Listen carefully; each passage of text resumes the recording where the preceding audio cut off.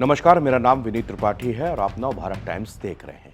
महाराष्ट्र की सियासत में हलचल मची हुई है। जीत के बाद भी महायुति का जो गठबंधन है इसमें चैन नहीं दिख रहा है। दरअसल मामला है सीएम पद का। मुख्यमंत्री बने तो बने कौन? एक बात तो इतने दिन की ऊहापोह में स्पष्ट हो गई है कि महाराष्ट्र का जो सीएम होगा वो बीजेपी से ही होगा, लेकिन कौन होगा, यक्ष का प्रश्न ये है।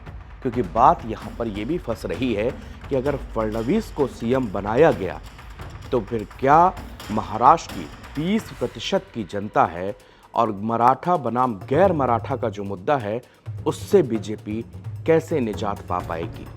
2014 को याद कीजिए, पूरे देश भर में पीएम मोदी की लहर थी।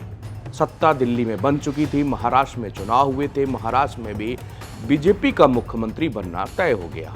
लेकिन मुख्यमंत्री बनाया किसे जाए तो संघ से करीब रहने वाले देवेंद्र फडणवीस का नाम सबसे आगे किया गया।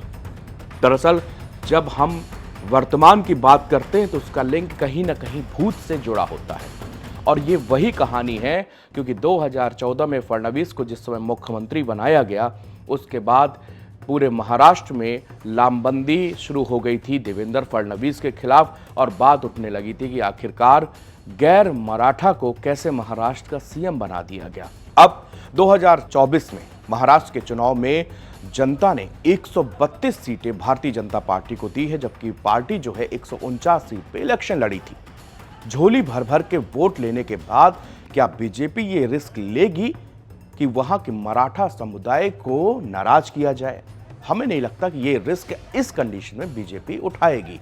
और इसी के लिए एक दिन पहले अमित शाह और विनोद तावड़े, जो कि पार्टी के महासचिव हैं लेकिन वो पार्टी के रणनीतिकार भी हैं, पार्टी के आंतरिक मामले जितने भी होते हैं विनोद तावड़े उनको सुलझाते हैं, उनको समझते हैं।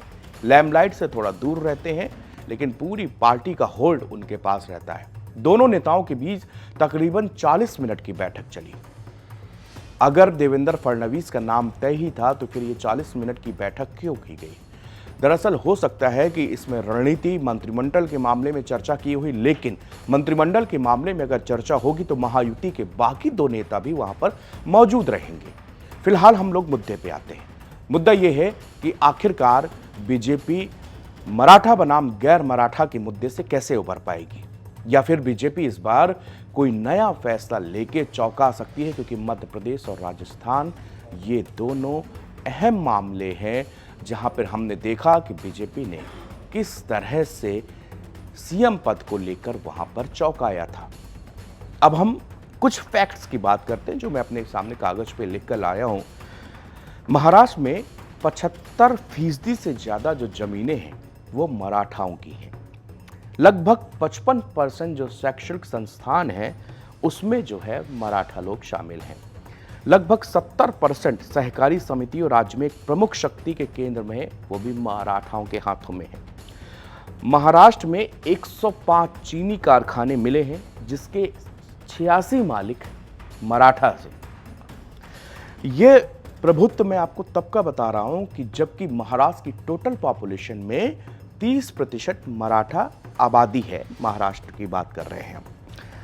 अगर हम ब्राह्मण तबके की बात करें, ब्राह्मण समुदाय की बात करें, तो पूरे महाराष्ट्र की पॉलिटिक्स में 10% का हिस्सा है वो ब्राह्मण समुदाय से आते हैं। अब देखिए, 1995 का साल था और बीजेपी शिवसेना की सरकार थी। बाला साहब ठाकरे उस समय मौजूद थे। मनोहर जोशी को सीएम बनाया गया जो कि ब्राह्मण थे। उसके बाद से सीधा जाके बीच में जितने भी सीएम रहे सारा मराठा समुदाय से रहे। और फिर लेकिन 2014 जिसका जिक्र मैं वीडियो की शुरुआत में कर रहा था, देवेंद्र फडणवीस को गैर मराठा चेहरा सामने लाया गया। लेकिन उसके बाद में पूरे महाराष्ट्र में फिर एक विरोध उत्पन्न होने लगा। अब सबसे बड़ा मसला तो ये कि एकनाथ शिंदे तो मान गए, लेकिन क्या 30% वो मराठा समुदाय फडणवीस के नाम पर तैयार होगा या नहीं होगा? क्या बीजेपी ये रिस्क उठाने के लिए तैयार है?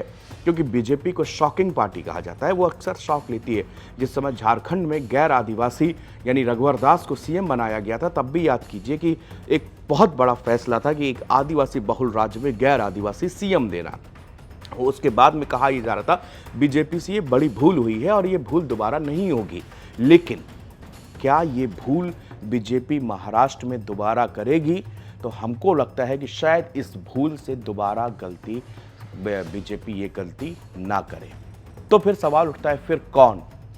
अगर शिंदे भी नहीं, फडणवीस भी नहीं, तो फिर कौन? देखिए, यहां पर हमारे और आपके दिमाग में जितने भी नाम आ रहे होंगे बीजेपी की सूची में, वो होंगे ही नहीं। क्योंकि जिस समय याद करिए महाराष्ट्र, राजस्थान और मध्य प्रदेश की बात आ रही थी, तो राजस्थान में राजनाथ सिंह वो ने एक पर्ची जो है वसुंधरा राजे सिंधिया के हाथों में पकड़ाई थी।